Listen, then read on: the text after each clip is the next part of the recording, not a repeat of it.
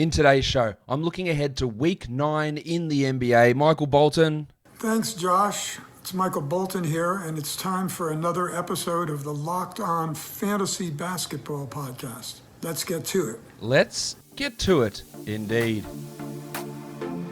You are Locked On Fantasy Basketball, your daily fantasy basketball podcast, part of the Locked On Podcast Network.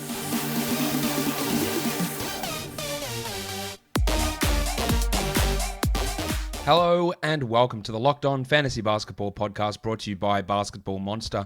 My name is Josh Lloyd and I am the lead fantasy analyst at basketballmonster.com and at Yahoo Sports Australia. And you can find me on Twitter as always at redrock_bball and on Instagram at Locked On Fantasy Basketball. Today, as I said, we are going through Week 9 in the NBA, streaming for daily changes leagues, weekly league strategies, players to start, players to sit. Let's talk about it straight away. Week 9. 19 teams play 4 games. 10 teams play 3 games. And one poor group of bastards, the Dallas Mavericks, they play just the 2 games. So Dallas plays 2. The following teams play 3. Portland, Indiana, the Lakers, the Suns, the Cavs, the Wizards, the Spurs, the Hornets, the Magic, and the Jazz all have just 3 games this week.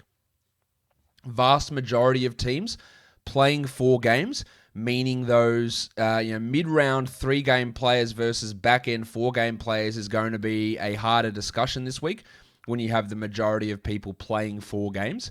You do have to make some of those 4 versus 3 discussions, whereas if it was 10 teams playing 4 and the majority playing 3, you wouldn't have as many of those sort of decisions that you need to make.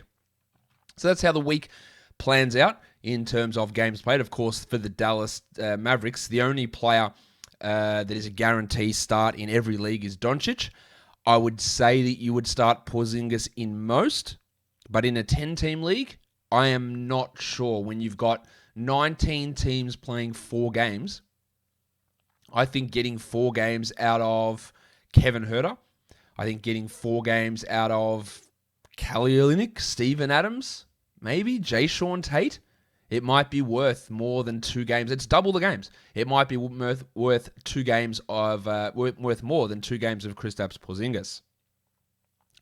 The schedule looks as follows: 7 games on Monday, 7 games on Tuesday, 12 games on Wednesday. What a chunky boy that is. 3 games on Thursday, 10 on Friday, 7 on Saturday, and 8 on Sunday. So we've got 5 pretty clear streaming target days: Monday, Tuesday, Thursday, Saturday, and Sunday. They are the days in a daily changes league that we are looking to target because they are low volume days.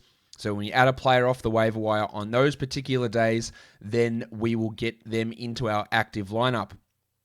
Weekly changes leagues, the amount of games that a team plays is important. Daily changes leagues, it's a combination of the amount of games that a team plays, but also what day those teams play that becomes super important for this upcoming week. So that is something again to remember and be attentive to when we're looking at the value and what we're doing with pickups. It's not just about volume of games in daily changes leagues. So who are we streaming? Who's got the best stream strategy for this week? Well, the Sacramento Kings play 4 games. The Brooklyn Nets play 4 games. All 4 of those games are on low volume days. So last week we looked at the Rockets, we looked at the Warriors. This week we're looking at the Kings. Now, the streamable players on the Kings aren't necessarily as evident as what they are on some of those other teams because Fox and Halliburton and Holmes and Hield and Barnes, they're already rostered.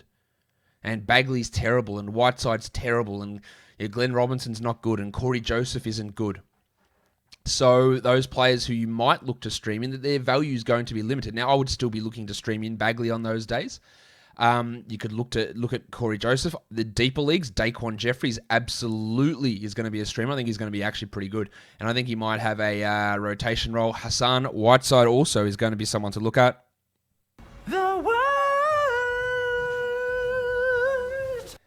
So it's just depending on who's available on that day. But there is Kings players there that if you add one of them at the start of the week in a daily changes league, you will get definite 4 games out of that one acquisition. And the same goes for the Nets. Now, Kevin Durant's returning. We don't know how long DeAndre Jordan's going to be out, but we're looking at Jeff Green as probably the number one option there. You could look at Bruce Brown. You could look at Timothé Luwawu-Cabarrot. But the Nets are just so highly concentrated up that top end that I'm not sure. Yeah, Harris is rostered, Harden, Irving, Durant, obviously all rostered. Yeah, Jordan would become a stream guy because he's not a must-roster player on those 4 days that they play. And same goes with Green, who is not a must-roster player at the moment either. But they're the guys we're looking at. These next 5 teams all play 3 quality games for the week. The Bucks, 3 of their 4 games. The Raptors, 3 of their 4 games. The Knicks, 3 of their 4 games. The Miami Heat, 3 of their 4 games. And the Los Angeles Lakers, 3 of their 4 games. All come on the... Actually, the Lakers, sorry. All 3 of their games come on the low-volume days. So, we've got some value in streaming guys like Bryn Forbes, like the Raptors a little bit harder. Maybe it's Aaron Baines. The Knicks, Derrick Rose, Emmanuel Quickley. The Miami Heat, Kelly Olynyk, who probably should be rostered this week anyway. Kendrick Nunn. The Lakers, you're looking at KCP. Maybe you're looking at Wes Matthews in deeper formats. Maybe it's the future MVP, Kyle Kuzma. Maybe it's Marc Gasol. Oh, hi, Mark. So they're the teams that we're looking at in terms of streaming there. Back-to-backs, important to note because we can get sometimes 2 games out of one acquisition, or we're going to have teams that are going to rest or perhaps be less effective in the second game of a back-to-back. Now, when I look at back-to-backs, I like to look at back-to-backs leading into the week and back-to-backs exiting the week as well. I think that's important to be able to note. So these teams have 2 back-to-backs in this Sunday to Monday period. The Thunder, the Grizzlies, the Suns, and the Kings. They both have 2 back-to-backs heading into the week. Now, the Thunder, with their 2 back-to-backs, it's a Tuesday, Wednesday, and then they have one Sunday, Monday to end the week. So that Sunday, Monday one's probably not going to impact because the Monday will be in the following week. The Grizzlies, they're Tuesday, Wednesday, and Friday, Saturday, so they've got 2 back-to-backs during the actual week. The Suns have Tuesday, Wednesday as well. Sorry, no, they don't. I was looking at the wrong list. They've got Friday, Saturday as well. They're the Suns with their 2 back-to-backs. And the Kings, where are the Kings in their back-to-backs? They've got Sunday, Monday, and they've got Saturday, Sunday as a back-to-back combination there as well. So, in terms of resting and teams that are going to rest, Al Horford for the Thunder. Now, they do have 2 back-to-backs, but one of them will probably bleed into next week. So, we're going to see Horford sit a game. The Rockets have a back-to-back, so Oladipo and Wall are going to sit games. The Spurs have a back-to-back, so Maximum Derek White is going to sit a game. Maximum Derek. The Celtics have a back-to-back, so Kemba Walker is out. And the Wizards have a back-to-back, so Russell Westbrook is going to sit a game as well. Let's look at how we can stream through on back-to-backs. Now, there is that Sunday, Monday streamability that we can look at. So if your matchup, or if you're looking for someone to add for Sunday to win your matchup and then also have them at a no acquisition cost for Monday, the Sunday, Monday teams are the Kings. We have the Clippers with a Sunday, Monday. We have the Wizards with a Sunday, Monday. And we have the Cavs with a Sunday, Monday. But just be aware, again, that Wizards Sunday, Monday, meaning you're going to have Westbrook sitting out that Monday game most likely. But they're the teams that you can add someone for Sunday and then get that bonus game on Monday. The Monday, Tuesday back-to-back, the only team that has that back-to-back is the Brooklyn Nets. And we talked about them already having one of the best stream schedules for the week. So they have that early week back-to-back. So you got your Jeff Greens and DeAndre Jordans in that spot. Tuesday, Thursday is not a real back-to-back, but with 12 games sandwiched in on Wednesday, if you add a player on Tuesday, you won't need his roster spot on Wednesday, so then you can use him again on Thursday. We're looking at the Bucks, the Raptors, the Lakers, and the Nets, who have that combination. The same goes for the Thursday-Saturday combination. The Lakers have that, the Kings have that, and the Miami Heat have that. So you add one of those players on Thursday, and you get them to play Thursday and Saturday.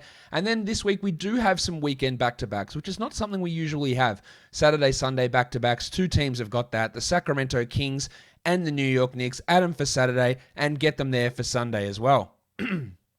In weekly leagues, players that will be on your wire that you might be able to add and actually start them for this week. Tomas Satoransky, big minutes last game. I don't know if that'll continue, but he's worth having a look with the Bulls having 4 games. Juan Toscano Anderson with Looney and Wiseman out for probably the whole week. Jay Sean Tate, who's playing well, and there's a back-to-back, so he's going to get big numbers, or bigger numbers on 2 of the games during the week. And then Bryn Forbes, who I don't like from a fantasy perspective at all. But in terms of just someone you can add in to get threes with Drew Holiday out all week, 4 games for the Bucks, all 4 games are at home, and I believe the matchups are pretty tasty as well there. They've got 2 Raptors games, a Thunder and a Kings game, but Raptors games have been pretty good for opponents in terms of generating fantasy numbers. So if we're looking at guys that we can add in weekly leagues, these are names who are available and might be worth looking at because they might actually get into your best 10 players for this week. Let's have a look at points league players we can add. Josh Jackson, I think, should be rostered anyway. Dylan Brooks is actually available in over 50% of Yahoo leagues. Now, I'm not a big Dylan Brooks fan, as you may have gathered. But in a points league, and with the current injuries with the Grizzlies, he's a clear guy that needs to be rostered this week. Satoransky, I already mentioned, and Kelly Olynyk, someone I touched on earlier. 4 games for the Heat this week. He's played 31 minutes in 2 consecutive games, and when he's playing like that, you add him, and let's just figure out what's going to happen after that. Let's have a look at players that we can sit. Get that garbage out of here! Just a quick reminder, James Wiseman's not going to be here this week. He is still rostered in far too many leagues, but if he's on your roster, sit him on the bench. Same with Drew Holiday, who is going to be out, you would assume, all week for COVID. I wouldn't take that risk of starting him. I've got Tim Hardaway there, but it's basically just a placeholder for Mavericks players. Josh Richardson, Maxi Kleber, Willie Cauley-Stein, Dorian Finney-Smith in deeper leagues, like any of, and you could even include Porzingis in that mix as well. But any of those Mavericks players with just 2 games, it's very hard to play them. And then Derek White. The Spurs only have 3 games this week. He's going to sit one of them, so that's a 2-game week for maximum Derek, so he is clearly a sit to me. In points leagues, the same story with the Mavericks players. I think a couple of Jazz guys, they've only got 3 games. Bojan Bogdanovic and Jordan Clarkson, they're probably players to sit. And Devontae Graham for the Charlotte Hornets. He's not playing that well, not a good points league player, and only 3 games for him there also. For deep leagues, these are players who are rostered in under 10% of advanced leagues. Garrett Temple, Patrick Beverley, Billy Hernan-Gomez, and Jaden McDaniels are guys that I think you can add in 14-team leagues and might be able to have value for this week. That is Jaden McDaniels of the Timberwolves, not Jalen McDaniels of the Hornets, who has been called back up from the G League bubble to help fill their hole. Where's my button? Giggity! With the absence of Paul Washington at the moment. So Temple, Beverley, Hernan-Gomez, that's the Pelicans Hernan-Gomez, and the Timberwolves McDaniels. They're guys in deeper leagues you can have a look at that might be of use to you this week. Guys, that'll do it for me today. Don't forget to subscribe Apple Podcasts, Google Podcasts, Stitcher, Spotify, and on YouTube. Give me a thumbs up, leave a comment down below, hit the notification bell, guys. We are done here. Thank you so much for listening, everyone. See ya.